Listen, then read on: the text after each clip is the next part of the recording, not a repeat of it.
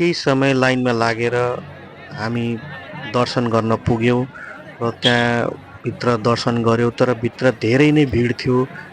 पहिलो कारण भनेको सोमबारको दिन पनि पर्यो र थुप्रै दर्शनार्थीहरू त्यहाँ पुगिसकेका थिए।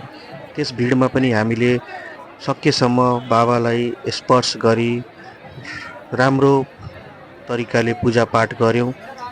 त्यसपछि पूजापाठ गरेर हामी निस्किसकेपछि जुन हामीले पार्वती र शिवजीको रक्षा धागा त्योतर्फ लाग्यो। जस्तै हजुरले हेर्न सक्नुहुन्छ मेरो हातमा मैले शिवजीको मन्दिरबाट पार्वतीजीको मन्दिरसम्म त्यो धागोलाई लिएर आएँ र त्यहाँबाट अर्को पाण्डालाई टाउको र माथा टेकेर केही इच्छा गरेर उहाँलाई प्रार्थना गरेर त्यो धागो मैले उहाँलाई हस्तान्तरण गरेँ र उहाँले चाहिँ त्यो धागो माथि गएर बाँध्नुहुन्छ।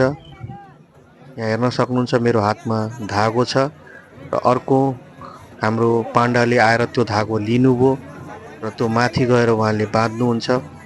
यो सबै प्रक्रियाको हजुरहरूले केही पैसा दिनुपर्ने हुन्छ। पाण्डाको छुट्टै हजुरहरूले आफ्नो इच्छा अनुसारले पैसा दिनुपर्ने हुन्छ। त्यसै गरी हजुरले यहाँ बिचमा हेर्नुभयो हाम्रो देवघरको शिवलिङ्ग, जुन कि हाम्रो पण्डाले केही समयपछि हामीलाई वाट्सएपमा त्यो फोटो पठाउनु भयो। उहाँ गएर भित्र त्यो फोटो लिएर आउनुभयो र हामीलाई फोटो पठाउनु भयो, ल यो बाबाको फोटो लिनुहोस् भनेर। त्यसपछि हामीले त्यो पाण्डालाई आफ्नो स्वेच्छा अनुसारले उहाँको दक्षिणा दियौँ।